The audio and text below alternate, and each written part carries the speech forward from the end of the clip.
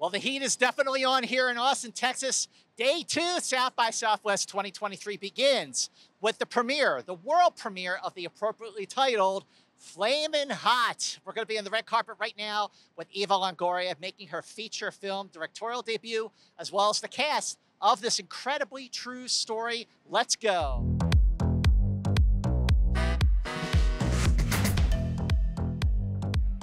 Flamin' hot here at South by Southwest. It's hot. Isn't this crazy? This is so beautiful to see all these people who want to see the movie. Happy to be in my home state of Texas. I mean, it's just all a dream come true.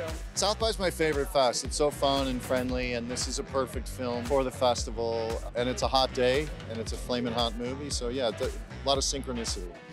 It's fun. It's inspirational. I haven't seen a movie like this in a long time. It's a real story about humans who triumphed and created something out of nothing. You know, they saw the value and worth in us and decided to pour in.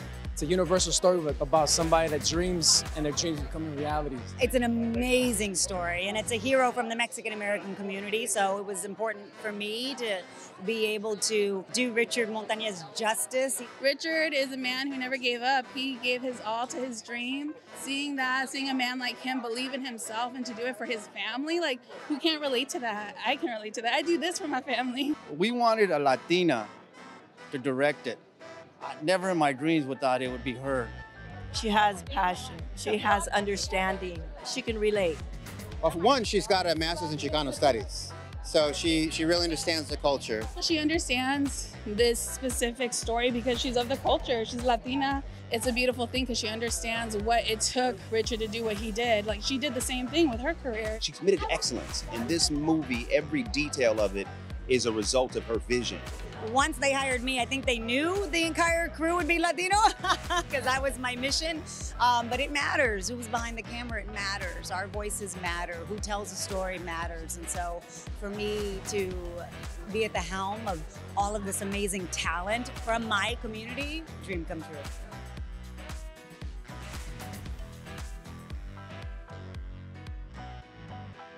Director Eva Longoria and her cast, Linda, Chavez, Devin Franklin, producer Devin Franklin, Matt Walsh, Annie Gonzalez, and Jesse Garcia.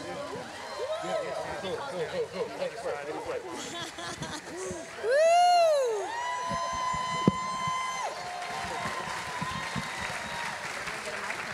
Wow. Awesome. And actually, I think we have a special guest in the house with the first question of the night. Where's Richard Montañez? Richard and Judy! And Judy, yeah! Oh, they're coming around? Okay. They're here. Richard and Judy are here. All right. Are they coming out? Okay. All right, so we'll hear from them in a minute. First of all, I just wanted to say congratulations on such an amazing directorial debut. Thank you. Truly.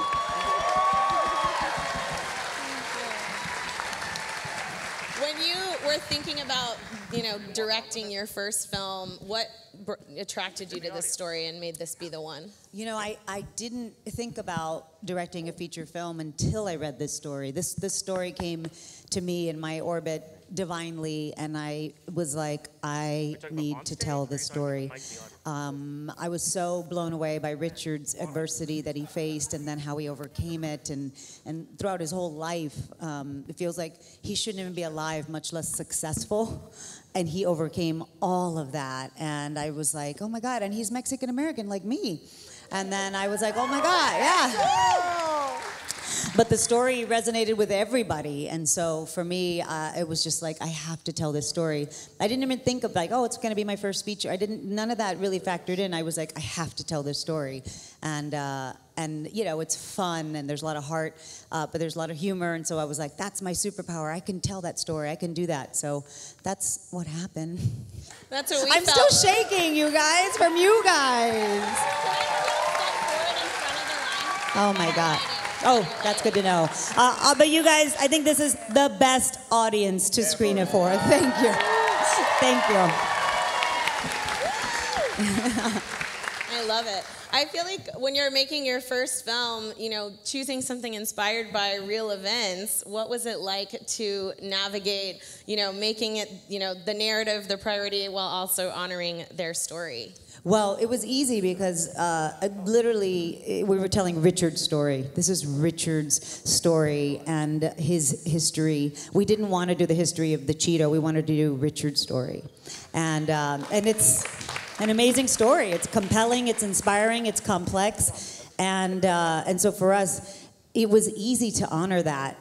So many other things happened in his life that couldn't fit into the movie. I mean, there was like, whoa, what about that? What about this? There's so many amazing miracles and obstacles and things like that. So for us, we, you know, Devon and Linda and I knew from the beginning, this man's story is pretty special. And so every step of the way in the filmmaking process, our North Star was authenticity and really being authentic to Richard's story. Yes, Richard and Judy, please stand up. Richard and Judy. Stand up, stand up. Stand up. Stand up, stand Tell up. us.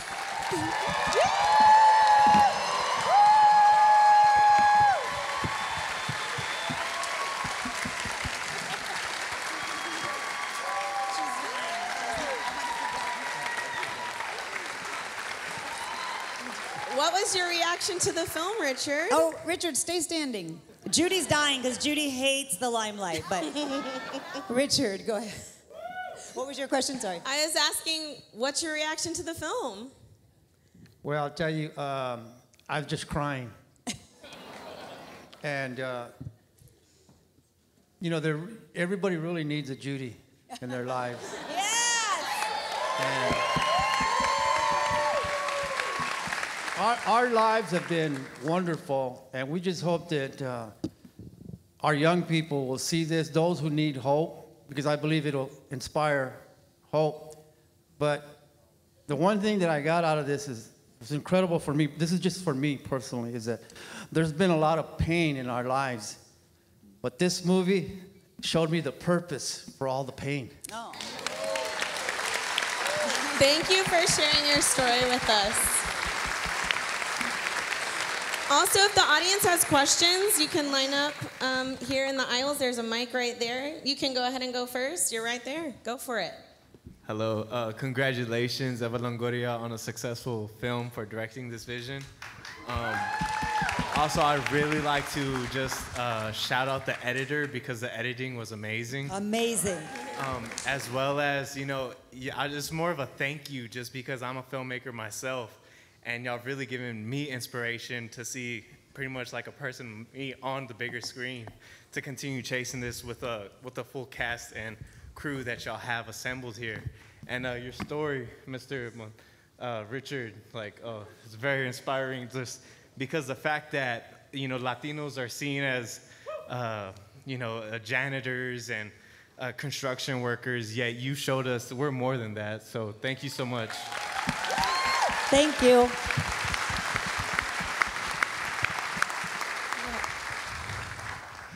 Ava, welcome back to your home state, and thanks for getting this film made. I mean, fantastic. My question, though, is for Richard. As someone who loves spicy foods and someone who has a Judy named Kathy, she asked the question, but she's too embarrassed to get up here and ask it. We saw in the film all the heroes and all the rewards that they gained from all their hard work and their passion, soul, and smarts. But what about the Anglo executive assistant that put your phone call through? Oh, yes, Patty. Richard, tell them about Patty. What happened with Patty? Oh. She's still his friend today.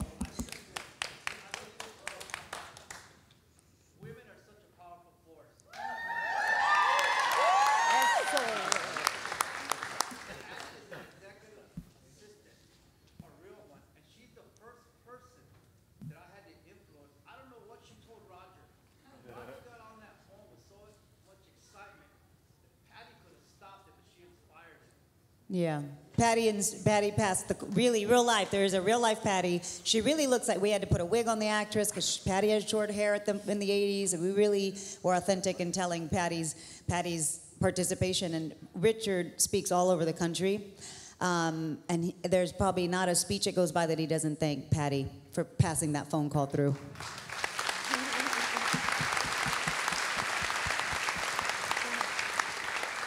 Eva, before the film started, you talked about making sure that you were making hiring choices that were inclusive to the diaspora that the story is about. I wonder if any of you who have thoughts about what working on this movie was like differently than other projects maybe that you've been a part of as a result of the kinds of hiring choices that were made behind the scenes in addition to in front of the camera. You know, it's so important in Hollywood. I mean, I think Eva spoke to this on her panel. You know, we look at Hollywood as a place that's super progressive, but there's a long way this industry has to go when it comes to representation and inclusion. And when you can go on set, and as people of color, you see people that look like you, that speaks more than you can even say. So we had department heads, we had crew. I mean, we wanted to make sure that this film wasn't just about what was in front of the camera, but behind the camera. So yes, it truly was a celebration of representation and inclusion in every respect.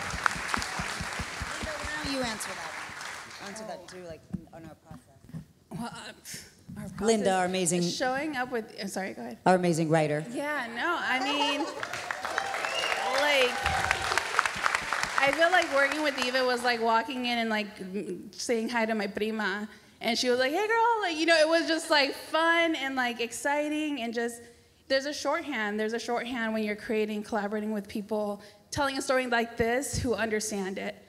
And I think there's also a shorthand when, you know, something for someone like Richard and Judy who want their story to be told, to have someone who looks like them tell that story, someone who's experienced that tell that story. It's something that, it's in your DNA. You can't, sort of like the Chile was in their DNA, like you can't recreate that as authentically. And so I'm grateful to Eva who saw that, who was like, we need to bring a writer in who understands this to its core and understands it in a way that no one else can, and I was blessed that she brought me in to do that, and then I got to work with her, who also understands it to her core. Like, you can relate to so many things in this, in your own lives. Like, we relate to it in a visceral level, and so it's beautiful, and I'm grateful that she brought me on.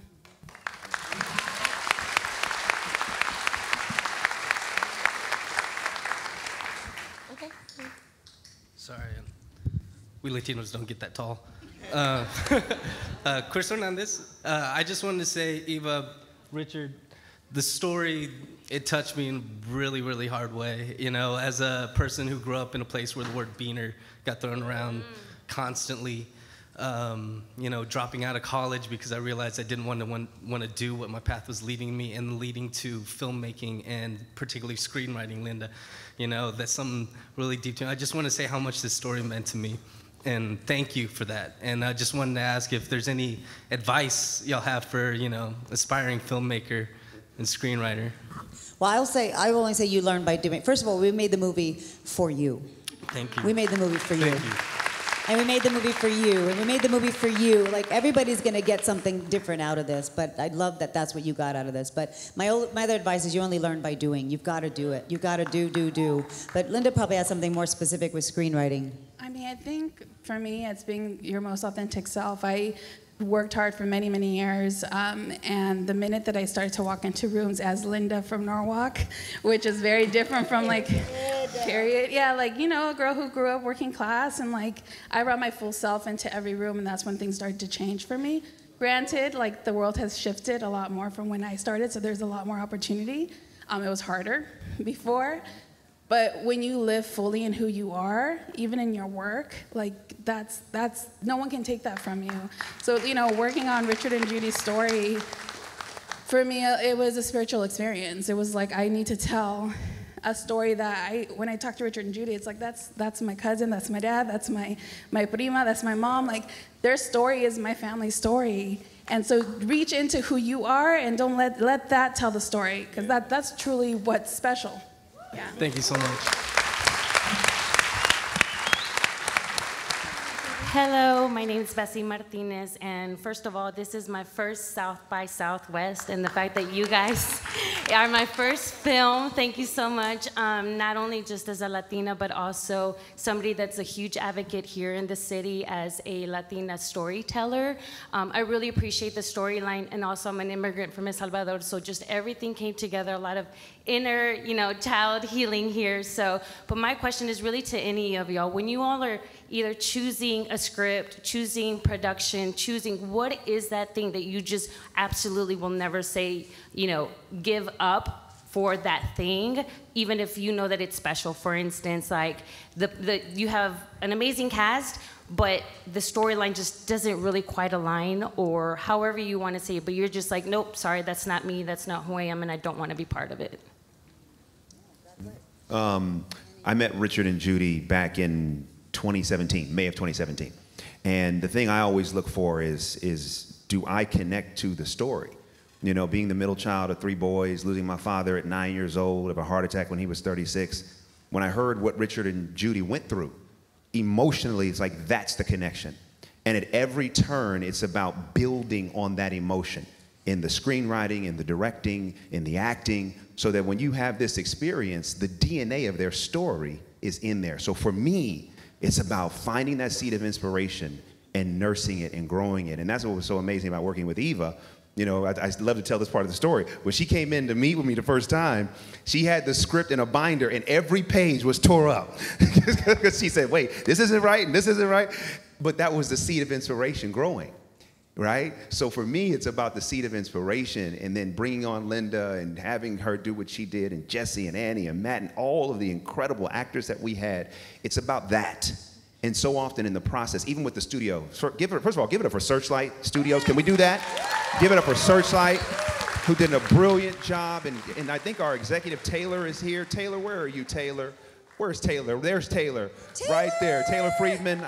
And there were so many other execs, but everyone caught the seed.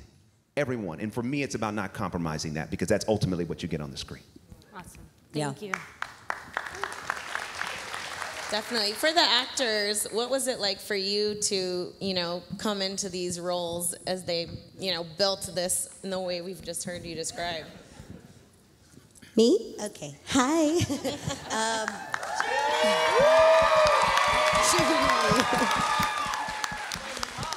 Oh man, it is incomparable and a dream come true. I mean, the second I read the script, I immediately was like, I'm the only one that can do this. Yeah. And there's certain projects that you try and choose, and then you just kind of have to surrender and let it choose you.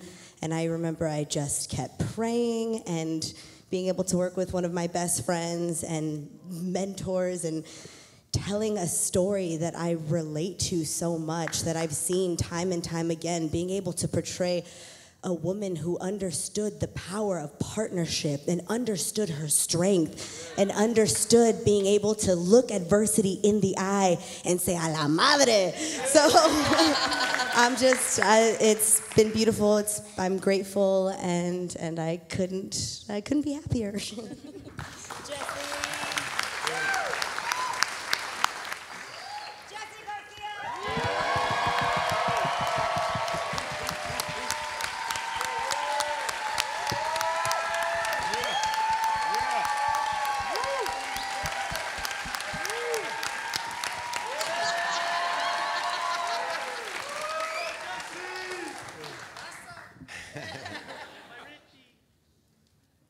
We couldn't have done this without Richard. We couldn't have done this without Richard and his story, like many others who are doing it and are continuing to do it, and they're the untold stories that this one finally gets to be told. I heard about this story a while back, and then when I had the opportunity to audition for it, I got put through the ringer. Like they read me a lot to make sure that I was right. I knew I was a guy. I mean, but they had to catch up. But it was such an honor to, and the pressure to honor a man who has such an important legacy, especially if you love hot Cheetos. but as an example of how it can be done. To honor a family that are still alive is special in itself. So I have a tons of gratitude for everybody on this team: Eva, Devon, Annie, Linda, Matt. And I do want to hear from Matt about your experience being a little bit of a hater in this role. You know, like, you know, yeah, the outsider. I'm emotionally exhausted from watching a beautiful movie. I really am honored, grateful to everyone to be a part of it. It was wonderful, and there's a slight redemption for Lonnie, and at the end. But it was truly a joy to make. Love Eva, but meeting all these guys. I didn't know how I felt when they were finally running the hot Cheeto line and they started pulling the white Cheetos off. I don't know how I felt about that. I'm still processing that part. Yeah, emotionally, so. But I'm just truly grateful, and yeah, I really cried my eyes out. It's beautiful. We have a few other actors here. We got Bobby Soto, we got... Bobby Soto. Alejandro Montoya, we got Bryce. Bryce Gonzalez. Is that all we have? Alejandro. So, yeah. All right, we're going to let you have the last question. Thank you very much. Ava and Linda, my question's for you. So when it comes to the end of the film, we already know the product is a huge success, right? So how did you go about building the stakes in a movie to make us care and maybe even doubt that the outcome will be a success when we, at the beginning at least, already knew? So how did you approach that? That's such a great question, because we came into that problem in the script where he actually had a lot of wins in his life, and we're like, oh, is that the movie? Like when it's this or when it's that, you know, because he faced a lot of adversity, Richard. But I think we do know, you know, the success of Flamin Hot Cheetos today, you know, as one of the #1 snacks in the world. But the fact that it wasn't moving in its inception, that's Richard's genius, not a recipe. It was his market knowledge of la gente, of his community, of, hey, nobody's paying attention to this. And so for us, we were like, let's lean into that. If I remember correctly, now that it's been like 4 years since we did come into that, of like, what's the arc of the movie? What's the end? Where do we end, right? And then there's like a sequel, because Richard's life is crazy after that too. There was so much material. It was kind of wild. Like his life, exactly. There's so many things that he faced even after that that you're just like, whoa, you could tell. It could be a TV series. But yeah, I think building the stakes is choosing which wins to put out there, but the marketing piece that Eva spoke about. And I think for me, you know, previously, I think the stakes of Richard, and a lot of people, like, the reason Richard was doing this is what he told me over and over again, was like, I was just trying to feed my family. I was just trying to put a roof over our heads. We were all gonna lose our jobs. Like, I was just trying to make life better for me. I didn't know that it was gonna become this huge thing. He didn't know that he was as special as he was. But he kept saying, like, I just was trying to be a good dad. And being able to build the stakes of the factory and knowing that, like, that was gonna fall apart, and if that fell apart, then the family falls apart, and like those wins then showing us, like, it's really about family and community in the end, and them all kind of coming together to save the day. So, I mean, I think when you talk about stakes, I think about that being a very huge stake for Richard and Judy. Like, how do we survive? How do we keep our faith through this all, and believe in something bigger than us, whether it's ourselves or something larger, you know? Like, that was very important to us, and I think, you know, Eva killed it. Everyone killed it, so, yeah. It showed, for sure. And there you go, Flamin' Hot red carpet here at the world premiere, South by Southwest 2023. Flamin' Hot streams on Hulu starting June 9th. Lots more to come from South by, so stay tuned and check back.